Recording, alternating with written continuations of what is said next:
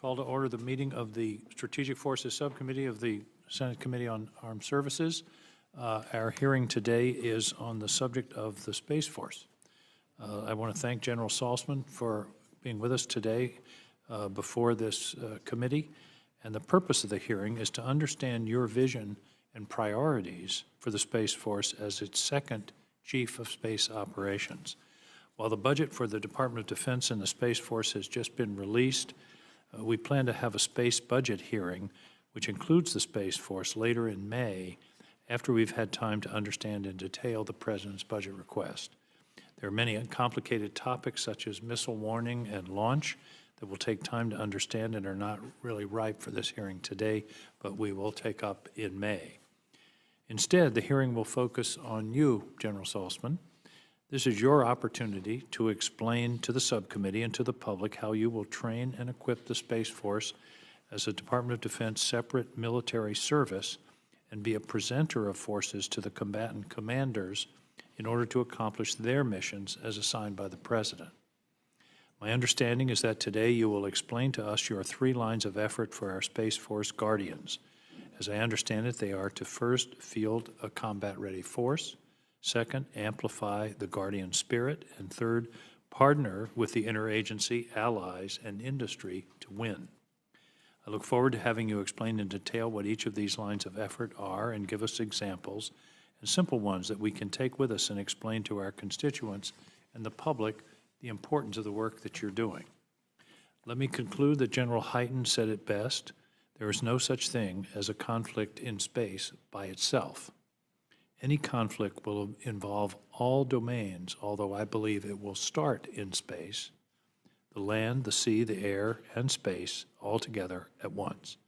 I hope that today you will explain to us how your vision for the Space Force will meet General Hyten's astute observation and enable our combatant commanders to accomplish the mission that the President has directed them to perform if called upon. After your opening statement, we will have questions at 5 minutes each. Senator Fisher. Thank you, Mr. Chairman. General Saltzman, thank you for being here today and for sharing your perspective with this subcommittee. And thank you, sir, for your many, many years of service. You are only the second ever Chief of Space Operations in a unique position to leave your mark on what is still essentially a brand new military service. An opportunity like this comes around less than once in a generation, and I'm sure you feel the gravity and the expectation of this every single day.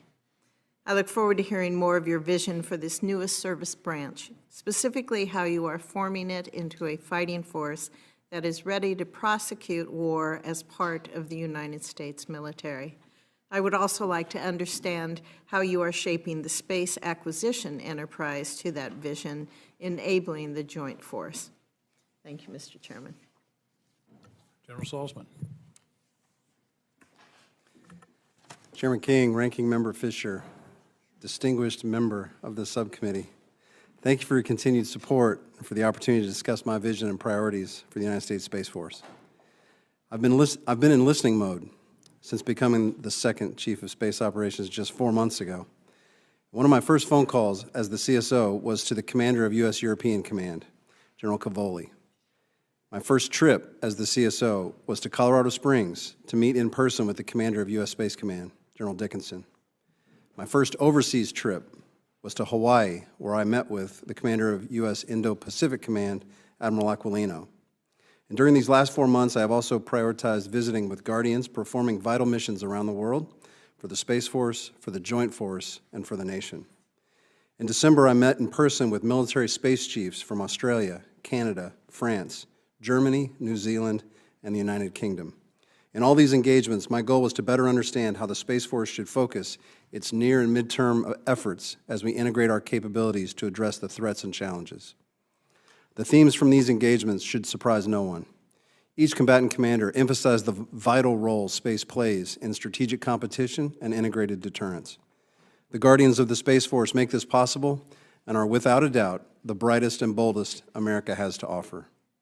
Because of these advantages and our shared interests in the domain, U.S. allies and international partners are eager for expanded collaboration with the Space Force, especially in areas that strengthen the effectiveness of coalition space operations and reinforce norms of responsible behavior.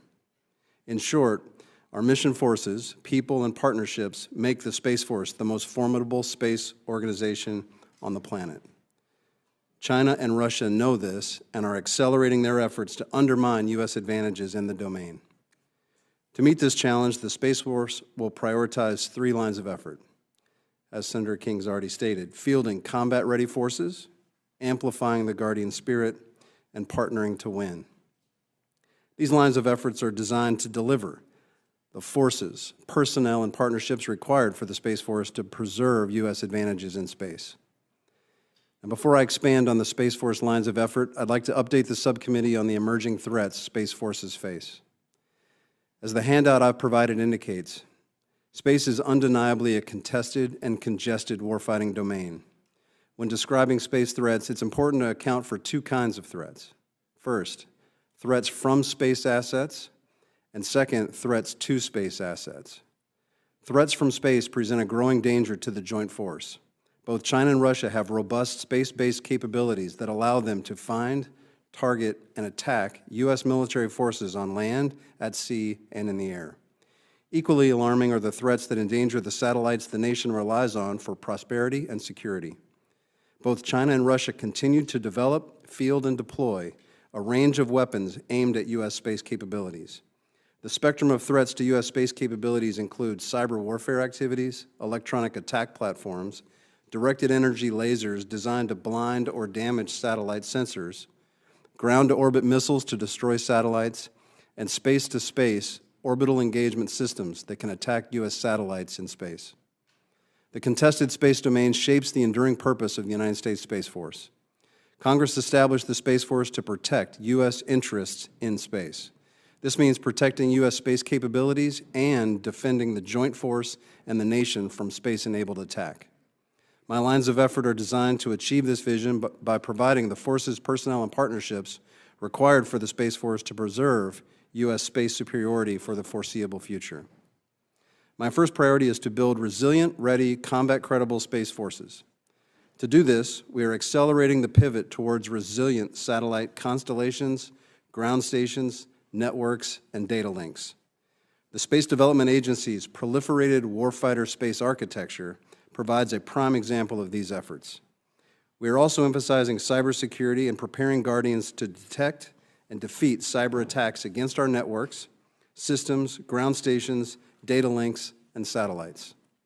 We are developing an operational test and training infrastructure that will be the backbone of Space Force readiness as Guardians prepare for a high-intensity fight. This infrastructure will allow Guardians to execute realistic training against simulated adversaries to validate their tactics. Space Training and Readiness Command executed one such exercise last September with its inaugural Black Skies exercise focused on space electromagnetic warfare. Through these events, we are continuously enhancing tactics and operational concepts, thereby creating a force ready for emerging threats. My second priority is to amplify the Guardian spirit by embracing a modern talent management process that recruits the best talent, develops and retains an elite workforce, and empowers Guardians to succeed. One example is our Constructive Service Credit Program that allows experienced professionals from key fields to directly commission into the Space Force at ranks appropriate to their civilian experience. The first Constructive Credit Board served as a pilot program in 2022 and recruited 7 cyber professionals to become Guardians, one of which was onboarded as a lieutenant colonel. The second board will incorporate intelligence professionals and assess 20 additional personnel. Over the last year, we have also deployed space-centric curriculum for basic military training, the Reserve Officer Training Corps, and Officer Training School. In addition, our partnership with the Johns Hopkins School of Advanced International Studies for professional military education begins this summer. With congressional support, we will improve our modern talent management system by integrating the Air Force Reserve space element into the Space Force as a single component. This will allow Guardians to transition between full-time and part-time duty to pursue opportunities outside of full-time military service and subsequently return to full-time duty without barriers to reentry or detriment to their career. We will ensure that such experience is utilized in strict and careful compliance with federal acquisition and ethics regulations and appropriate conflict of interest statutes.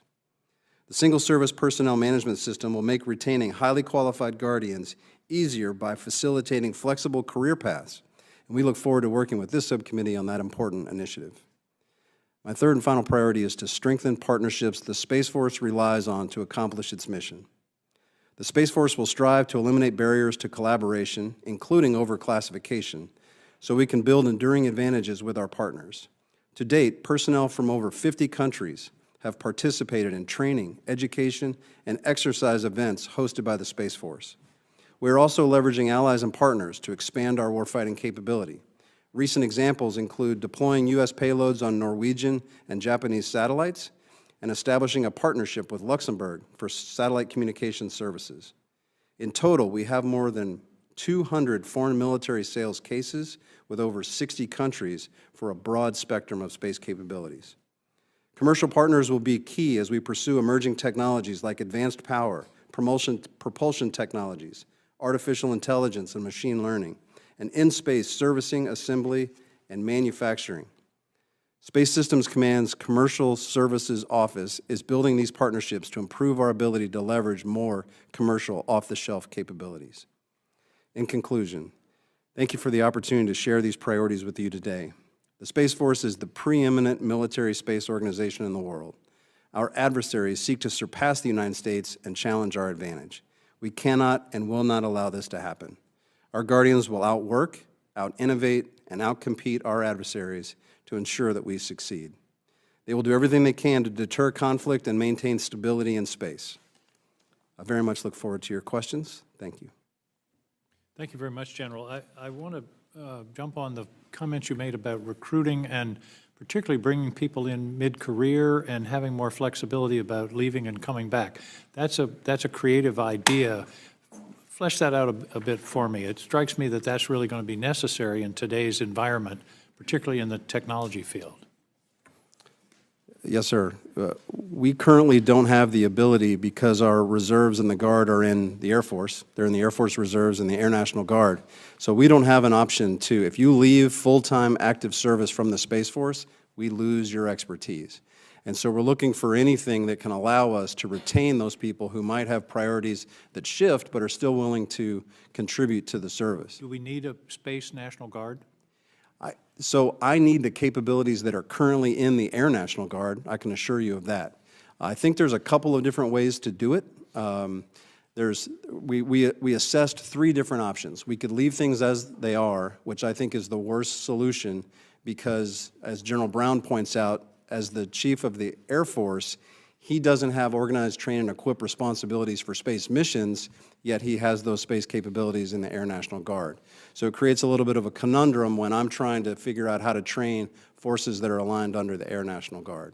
So I think the status quo is the most untenable position, but there are other options, and we're going through a series of cost estimates to figure out what a preferred option might be. Is one of them simply to sort of partner with the Air National Guard and have different units have different functions? Is that one of the possibilities, rather than set up an entirely new Space National Guard structure? Well, we are currently partnered with the current status. So we are currently partnered to make sure we can rely on the capabilities that are in the Air National Guard. It just creates a long-term sustainment problem with the difference in organized, train, and equip responsibilities between the Air Force and the Space Force. Let me back up a minute again on recruiting. How are you doing on recruiting, both in terms of quality and quantity? Some of our other services are having real problems with recruiting in this economy. How's Space Force doing?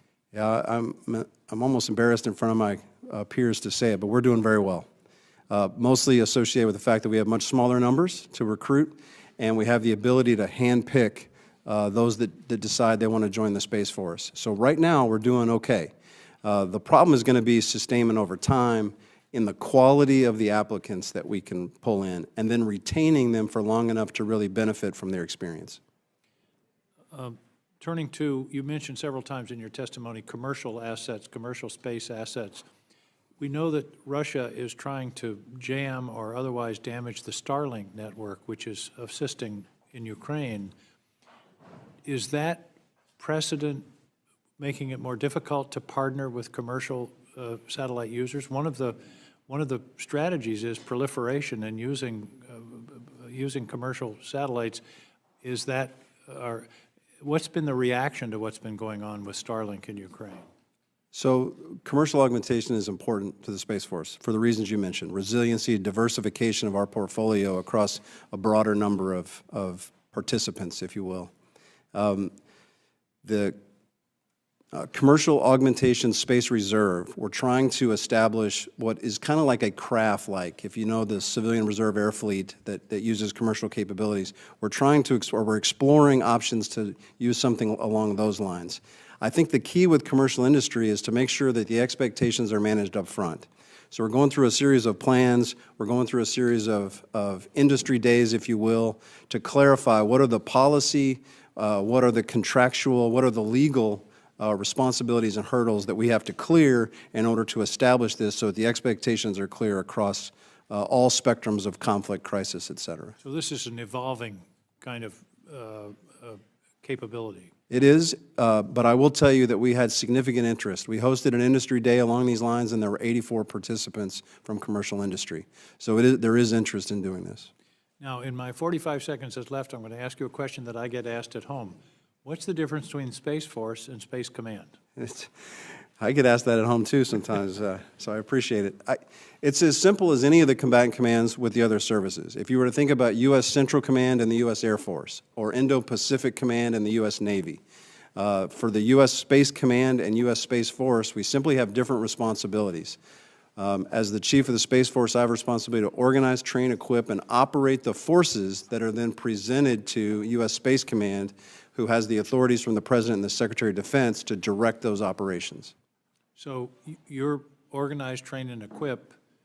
Space Command is operate, warfight. They have the authority from the President to conduct those missions, and they would direct our forces that are presented to them to conduct the operations. Thank you, General. Senator Fisher. Thank you, Mr. Chairman.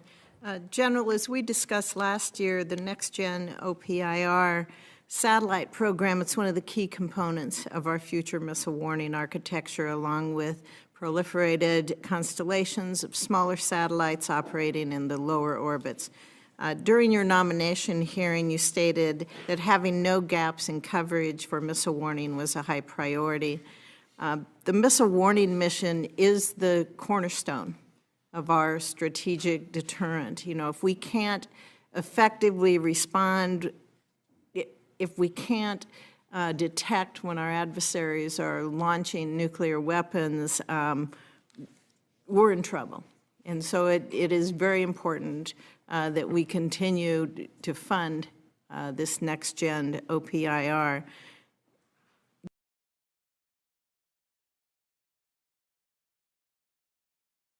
I'm concerned to see that the Space Force's fiscal year 2024 request appears to propose cutting the third GEO next-gen OPIR satellite.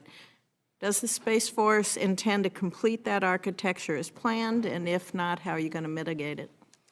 That's a huge loss. Yes, ma'am. Thank you. The real architecture that we need is the one that is under that. Yes, it is. Can you hear me? Yes. So the architecture that we really need is one that's survivable in a contested domain. That's the proliferated LEO and multiple orbits to include mid-Earth orbits as well. So that's what the Space Development Agency and the SWAC analysis that we did is progressing towards. And that's the investment we made in FY24 to make that pivot. Because that's a pretty big technical shift, we wanted to make sure that we, for this no-fail mission, had some hedges to make sure that we didn't miss anything. So next-gen OPIR, we are committed to putting that on orbit, and we felt like a 2x2 was sufficient to ensure, one, that the mission did not have any gaps, it's a no-fail mission, two, that it was a hedge against any technical risk associated with the pivot to the more survivable missile warning, missile track architecture. So you're saying that with this pivot to the two lower orbits, you have no plans then to look at the GEO now? No, we have the plans with next-gen OPIR for 2 GEO and 2 HEO. That constellation we are still supporting in the FY24 budget has those 4 satellites in it. That's the long-term transition to the proliferated missile warning. But GEO satellites are too much of a target. So having them in low Earth and mid-Earth orbit creates a targeting problem for an adversary, which actually lowers the threshold for attack on orbit. It's more resilient, and it creates a level of deterrence because they can't attack the satellites. Okay. It seems like on the major acquisition programs that are executed by Space Force have been late. They have cost overruns or both. Does the Space Force acquisition community, I guess I would say to you, how do you plan to address that?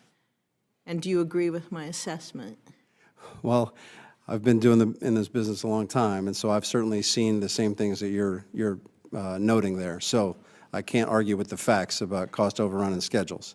What I will say is I've been very impressed with the way Frank Calvelli has reorganized how we're doing space acquisition.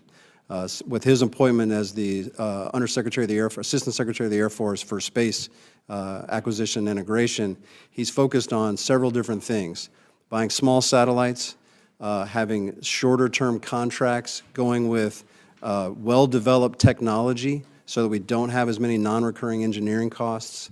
When you say, I'm sorry to interrupt you, but when you say well-developed technology, is that you want to make sure things are proven? Would you say you're risk adverse then? I would say we want to make sure before we commit to putting something on orbit, if there is well-developed technology, we want to leverage it to the max extent. Otherwise, you have to build everything from scratch, and it delays things, and there's requirement shifts, and it can get in that spiral where you spend more money and delay the timelines. So where there is well-developed technologies, we should take advantage of those.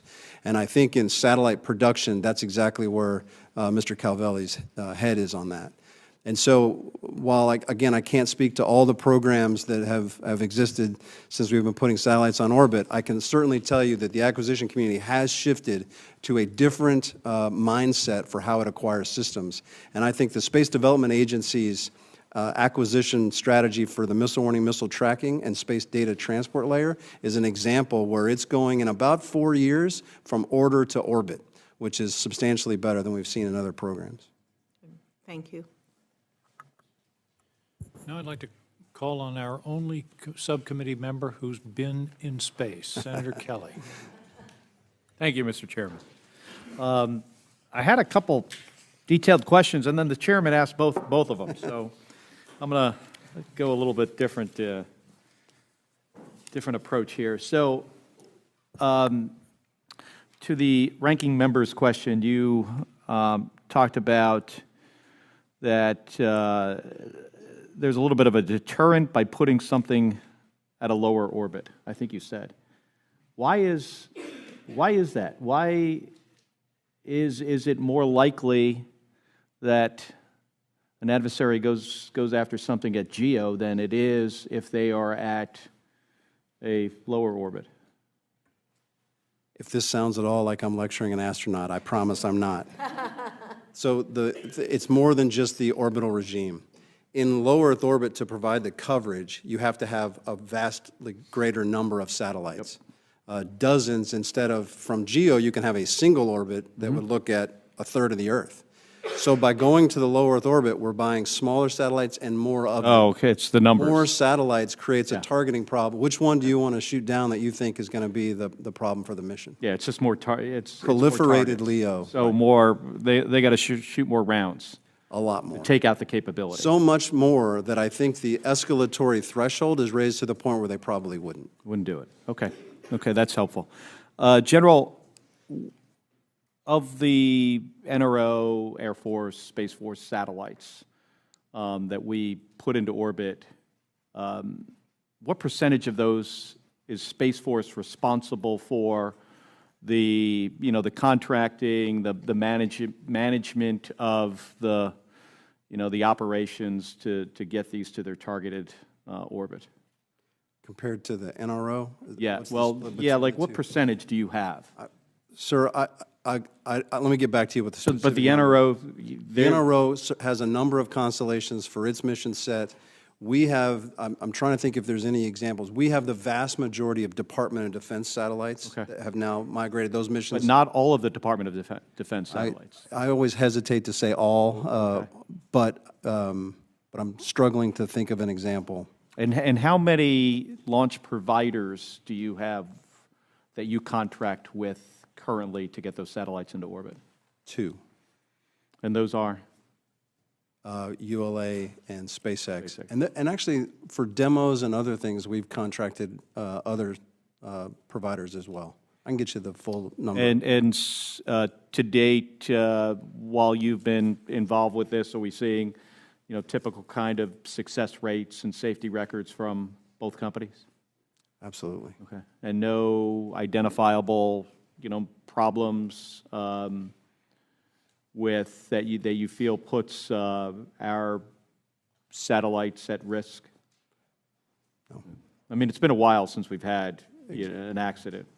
I mean, I saw one a long time ago, an NRO satellite, actually, that happened to be down at the Kennedy Space Center. Watched this thing blow up right after liftoff. I was on console out That happened? in California. Yeah, I just walked out of crew quarters, saw this, wasn't even expecting it, saw this rocket launch and then explode about 15 seconds later. Something you never want to see. Yeah, so it's great that we've gotten better at this, and SpaceX has I'd say a pretty remarkable record of success. ULA as well. We just need to keep that going. Sure. I think it's important to be, just constantly trying to look ahead and seeing what that next failure mode is, and make sure you have the workforce that is really tracking this stuff closely, because some of these assets are in the billions of dollars, as you know, General. Sure. So I've got another question. Well, actually, I do have about 50 seconds. So Space Force has been around now for a couple of years. I think maybe 3 years, is that right? A little over 3 years. A little over 3 years.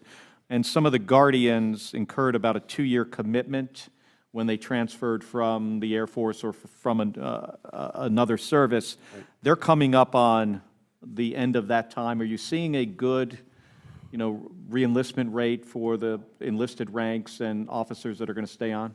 Yeah, I think the final assessment is still out a little bit, because I want to see it all play out, the full cycle play out, before I really commit to this. But I'm encouraged so far, and I think we're providing the kind of challenges that the workforce is looking for. And so I'm still hopeful that we're going to be at good retention numbers, but we probably need to let this full summer cycle play out before we judge. Okay. Thank you. Thank you, Mr. Chairman. Senator Tuberville. Thank you, Mr. Chairman. You've been in your position now, what, less than a year, correct? 4 months, Senator. 4 months. Give us your #1 priority for Space Force. I need to make sure that the Guardians are ready to meet the threat. I've said this from day one. The systems that we're buying are exquisite. I want to make sure that the Guardians have the training and the ability to practice their tradecraft, reps and sets, I call it. We've got to get those into the Guardians so that they validate their tactics and they are trained to meet any adversarial challenge that's thrown at them. So it's more training and people than it is anything. There's a lot of challenges. That's what I'm focused on right now, because I think it was the biggest gap from converting. I like to use the example that we're trying to turn a merchant marine into the U.S. Navy. Yeah. Right? We have to convert this Space Force that we had for a benign environment into one that's contesting the domain. Is this a slow process? Sometimes it's slower than I'd like, but I like our progress. So I need to buy them the simulators, the virtual ranges. That takes a little bit of time, but we're already building a new force generation model so that we've established the time to do the training, we've established the new training requirements, and now we just have to get after it. So Spacecom has a RDT&E budget of $19.2 billion and a proposed procurement budget of only $4.7 billion. What's driving that difference? And you see that change in the next few years? Sir, this is a way the Space Force has to do its business, because so much of our effort is spent in developing the satellites, and we don't have to put a lot of satellites on orbit traditionally, so there's less procurement than there is RDT&E. And so I think it's just the nature of the space business that we are front-loaded a little bit in terms of procurement to RDT&E balance. relative to what you might see in some of the other services that buy so many versions of that thing that they do RDT&E for, fighters or tanks or the like. And so even when we go to a proliferated constellation, our numbers will be so much smaller than what the other services have to buy. Yeah, in your mind, what cybersecurity standards minimum do you think new commercial satellites should have? I'm worried about the ground infrastructure and how the links are protected to make sure that we have access to those capabilities that are put on orbit. So in commercial terms, I'm a little less worried about the on-orbit cyber protections as much as I am the ground network. And I think those cyber protection standards are well understood, and we can hold the commercial providers accountable for putting cyber defense capabilities onto the ground networks. I've had several private companies come by my office saying they have a great idea how to take space debris down. Have you talked to quite a few of those? I have. What do you think? I think. Will we privatize it at the end of the day? I think there's a lot of different ways to go after that sort of problem. I haven't seen demonstrated capabilities, and I'm always thinking in terms of, it's one thing to have a pitch that says we can do something, it's another to have a demonstrated capability. I'll be honest, we do a lot of serious effort making sure we understand what's on orbit and preventing debris from hitting each other or things that we care about.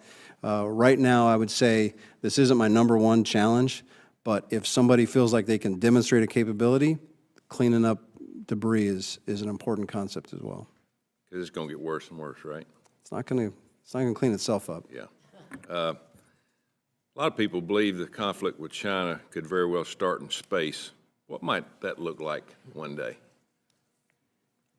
The Chinese and the Russians have gone to school on us over the last 20 years, and they know that we've built a joint force structure that relies heavily on the assumption that space capabilities will be there, whether it's our precision navigation and timing, whether it's satellite communications, the missile warning that we rely on, and the intelligence, surveillance, and reconnaissance persistence that we have with space capabilities. They know we rely on that. And so if they can blind us, if they can interfere with those capabilities, or God forbid, destroy them completely, they know that that will diminish our advantages and put the joint force at risk. So I can see interfering with, I can see blinding, I can see some of those gray area kinds of attacks on our capabilities to try to put us behind the 8 ball. That balloon wasn't in your purview, was it? No, sir. 60,000 feet? Well, they call it near space, but I like to call it far air.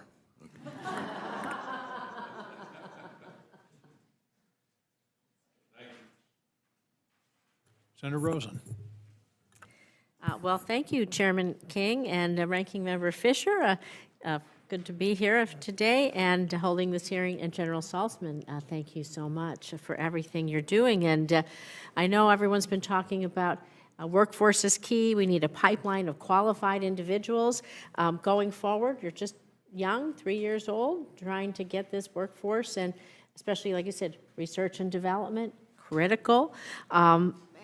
To protect our country and our families from the threat we feel from space. So STEM education, I talk about it an awful lot, but I really believe that investing in STEM educations is just essential to matching our adversaries' increasing capabilities, as you have alluded to, and also to addressing all of our tech workforce shortages. So, General Saltzman, during your confirmation hearing in September, you highlighted that Space Force has established a university partnership program, partnering with universities across the country to provide STEM students with research opportunities and increased Guardian retention. And so how has Space Force growth and retention benefited from this program? I'm real excited to hear about that. And what can we do better to support this program specifically? And maybe some national security focused STEM education initiatives at American universities generally. Well, thank you for that, because any opportunity I get to talk about how great our Guardians are, I'll take full advantage of it. You would be really impressed with the quality of the people that are joining the Space Force. The average age of our enlisted members is 22. That's a relatively high number, considering the other services. We have an educated workforce, very educated. We have the luxury of handpicking the best and brightest of a large applicant pool that wants to join the Space Force. And so we're really benefiting, one, from the fact that we are kind of small and we can take the cream of the crop, if you will. We're looking for diversity. We're looking for high-quality STEM education and going to the areas that maybe you don't have a chance to get to in some of the other services. A remarkable set of opportunities that we've taken full advantage of. Every time I go out in the field, I'm just impressed with the quality and capabilities of the Guardians that I see doing the job. So we should help expand these programs to make your job a little better. Well, as long as you expand the number of people that help me select, right? So I think there were 42,000 hits of interest to join the Space Force, and we have about 1,000 slots. Right. So culling that down to who's eligible, who can meet the requirements, and there's a lot of effort there too. So I'm real happy with the way the recruiting team is done. I'm real happy with the standards that we've set. I'm really happy with the quality of Guardians that we're getting in.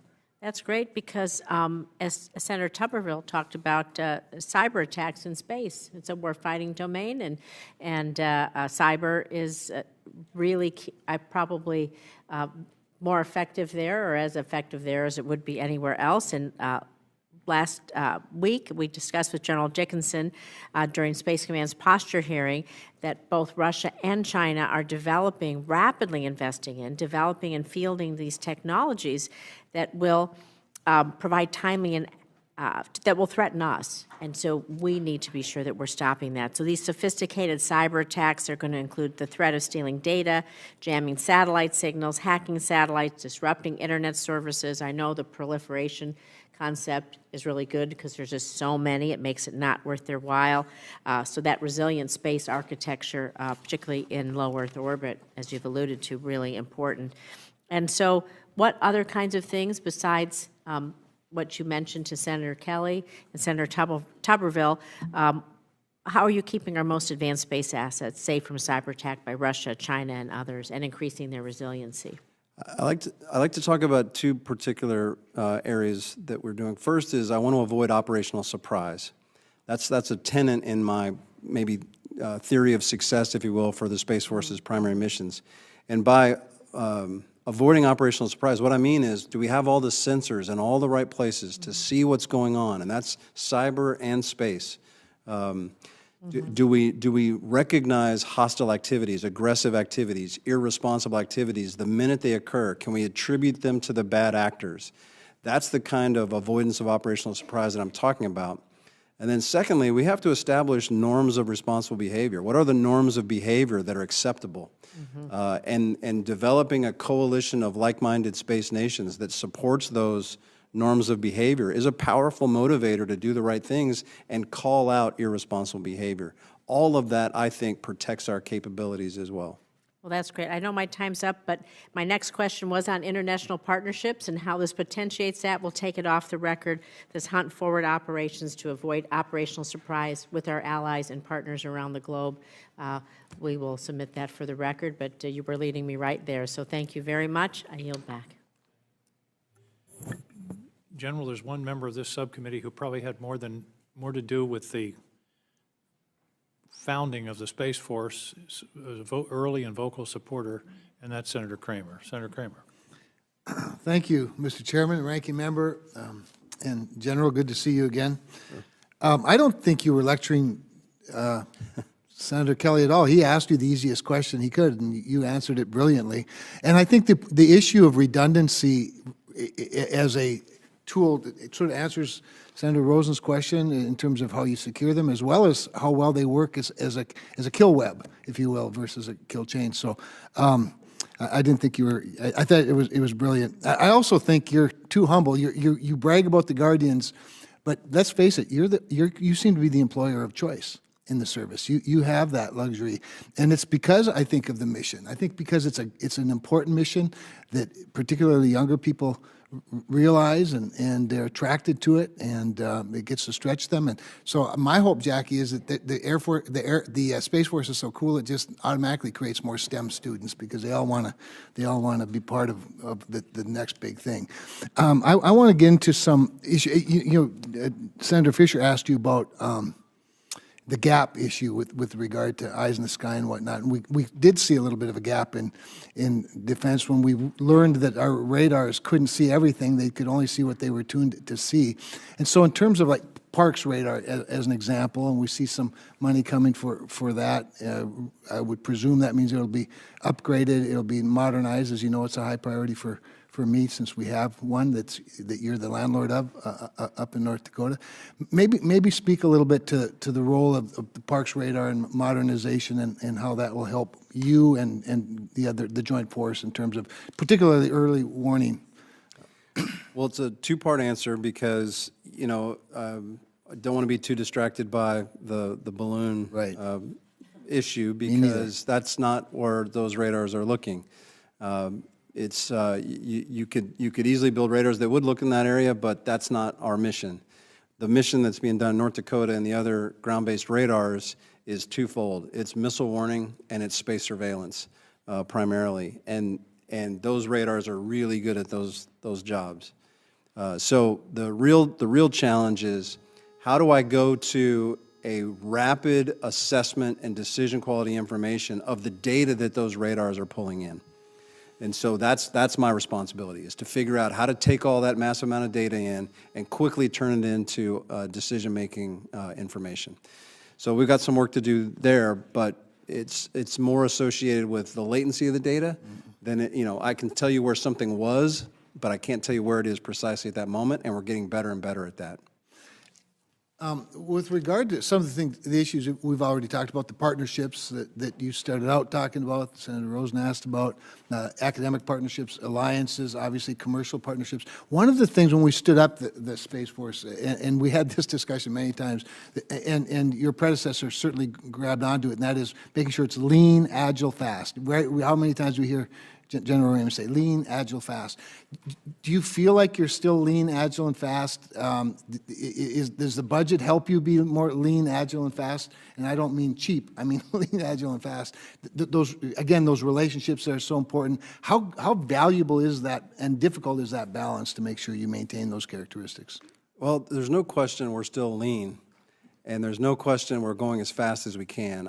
You know, that's a tough standard for me to say we're fast. I'm always looking to go faster. I'm always looking to be more agile.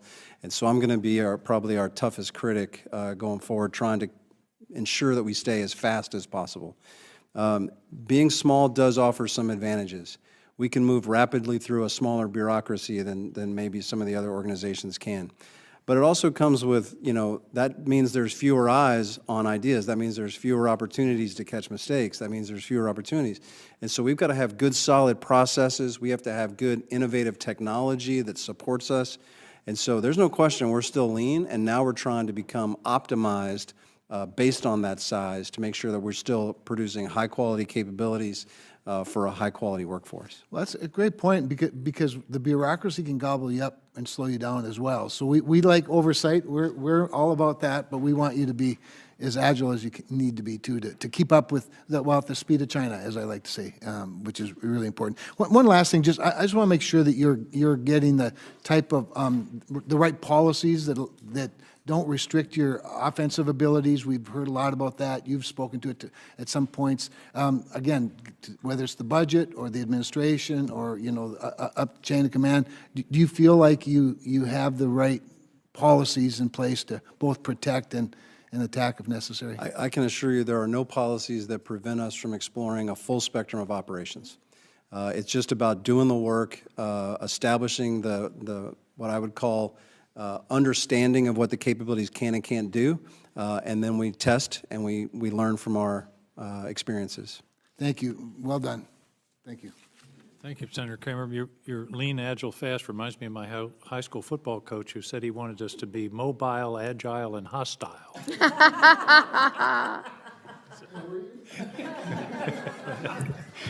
I'm not going to go into our record.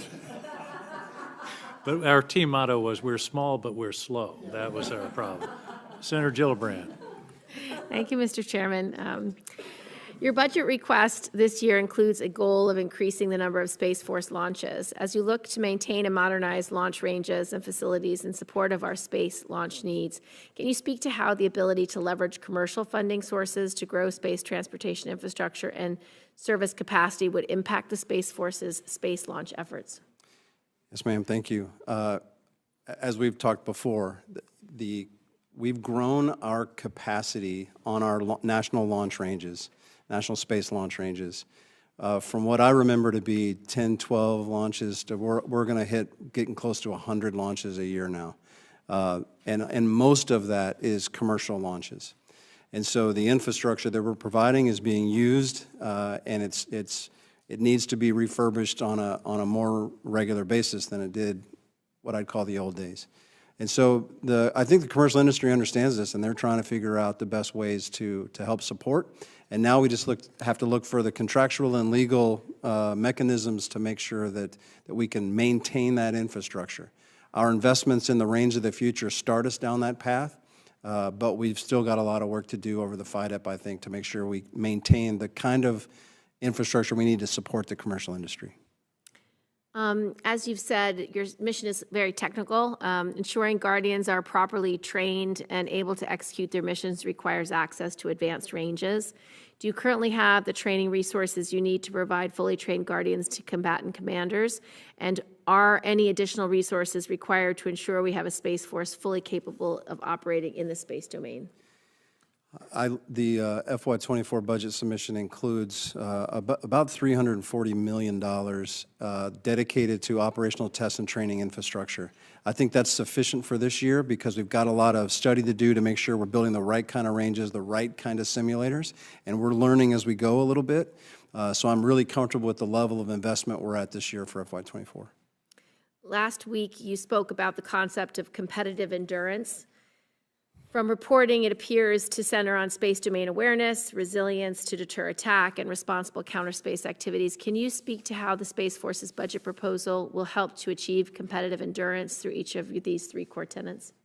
For avoiding operational surprise, that's the space domain awareness tenet, and we are investing heavily in new sensors. We're investing in capabilities with our allies and partners to also increase the data set associated with space domain awareness. And perhaps most importantly, we're investing in space command and control capabilities, which is kind of military talk for how do you take that data in and rapidly turn it into operational decisions.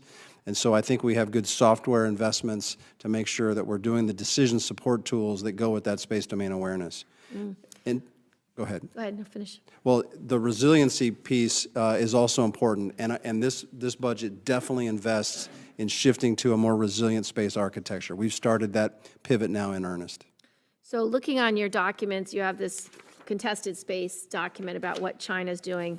The PRC has developed counterspace and anti-satellite weapons, including demonstrations of anti-satellite missiles, which you say are launching orbit to ground. And the ability to move a defunct satellite. Can you speak to our ability to defend against these counterspace assets and exercise space superiority? The transition to a proliferated LEO missile warning, missile tracking architecture includes the capacity to find, fix, and track hypersonic capabilities. So that's why that's such an important transition that we're making.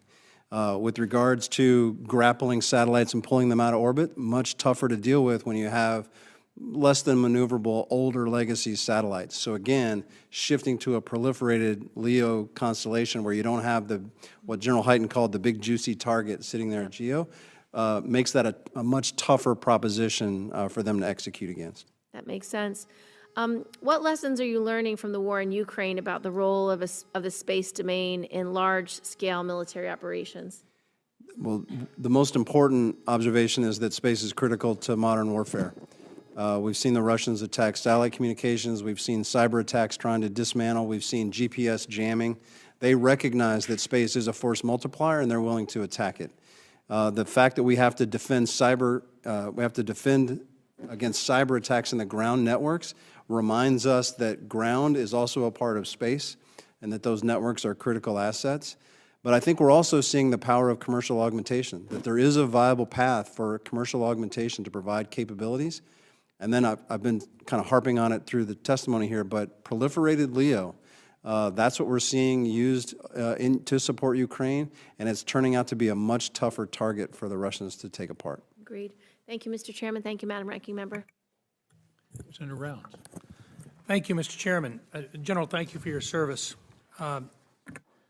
There have been efforts, General, driven by political decisions regarding the shared use of the 3.1 to 3.45 gigahertz or S-band portions of the spectrum. Can you confirm that you have systems critical to our national security that reside on this portion of the spectrum?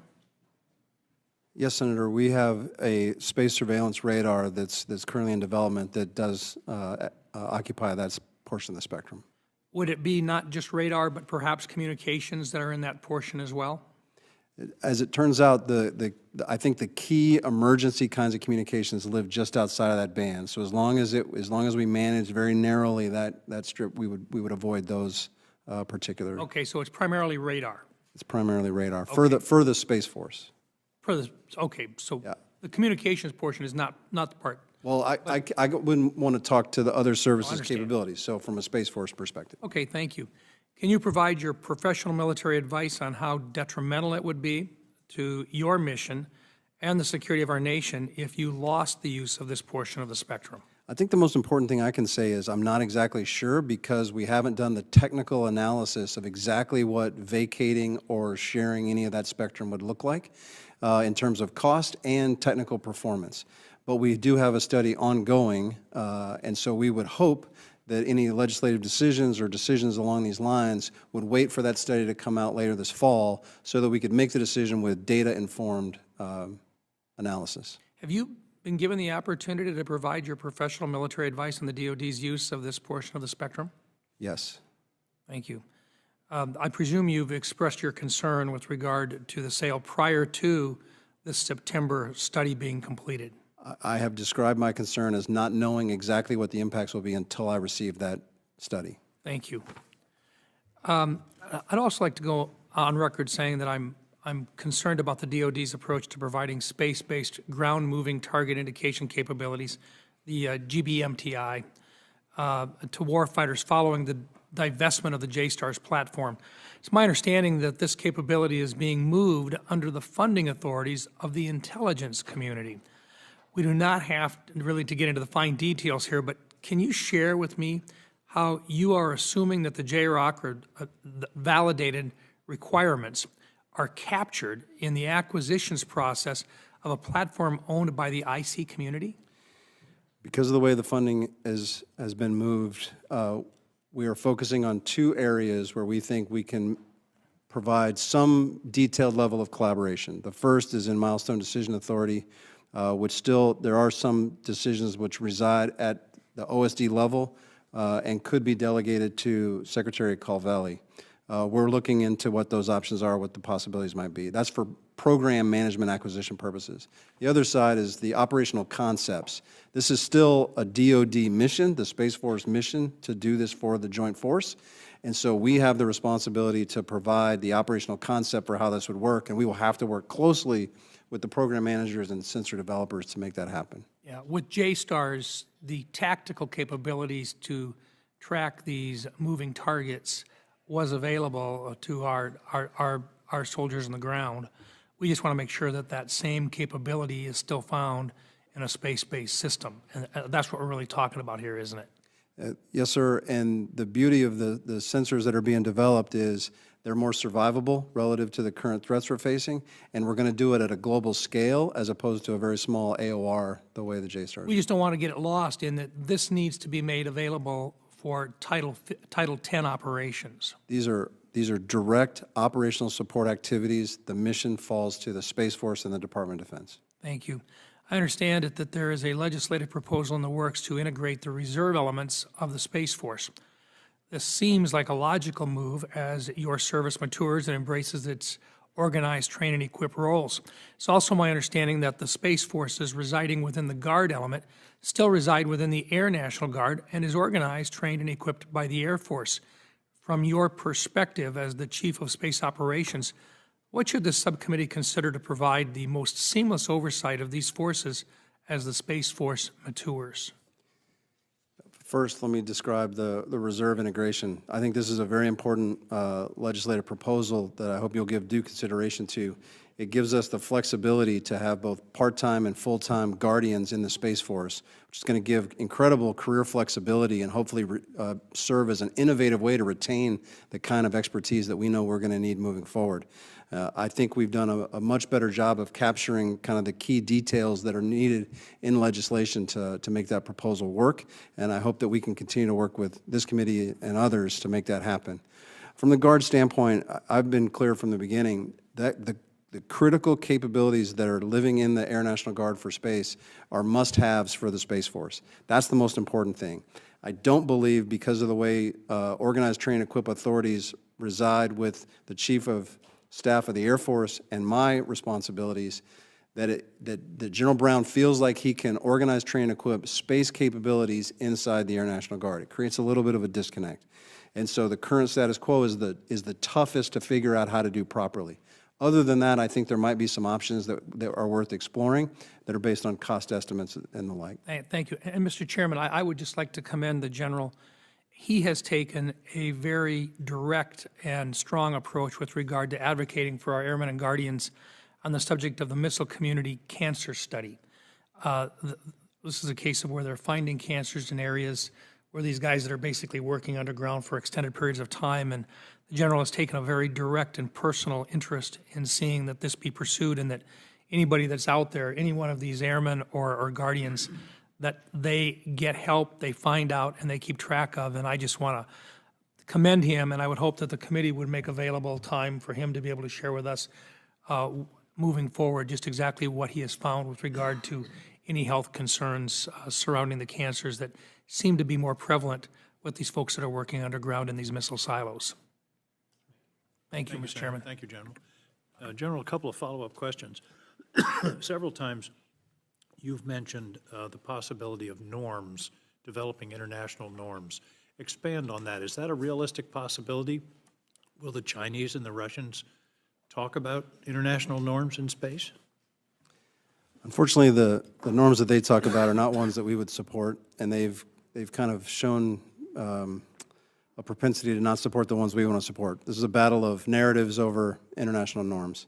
What I can tell you is when I talk to my counterparts in the other nations, they are interested in this. The Secretary of Defense issued his tenets for responsible behavior, and U.S. Space Command followed up with even some more details. Those are all widely viewed from my peers as helpful in establishing what it means in a like-minded set of nations with responsible behaviors in space. We have an initiative called the Coalition Space Operations Initiative, which is 7 countries that have also detailed what responsible behaviors in space means, very consistent with the Secretary of Defense's tenets. And so I think this is kind of a widespread understanding that we have to behave a certain way in order to maintain a safe, secure, sustainable space domain. And I believe there's widespread agreement for that. Is the State Department engaged in this discussion as well? They are. I think that would be an important aspect of moving this forward. Very important initiative. They are. Just a comment, you mentioned cyber protection several times. It seems to be the experience that most major cyber attacks start with a sub, not the general contractor, but some small company, smaller firm that's working for a general contractor, and then they get into the system. I hope that's something, when you're talking about the protection of your assets, and very rightfully you've talked about ground and space, that you worry as well about those small companies that might act as a gateway for a cyber attack. Yes, sir. I've talked to my cyber defenders at length. I'm not really a cyber professional myself. I don't understand all the technical details, but one of the most important things that they start with is mapping the cyber terrain.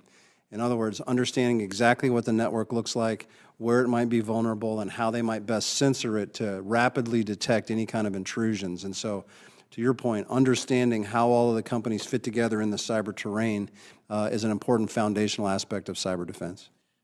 Final question. Is Space Force in charge of defensive? You've talked a lot about proliferated LEO.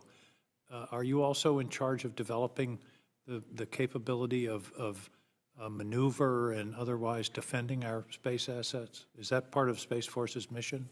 I would say it's important that as we develop our DoD capabilities through the Space Force, that we make sure we're applying all of the right concepts for active and passive defense to meet the requirements so that we have a survivable architecture on the U.S.'s worst day.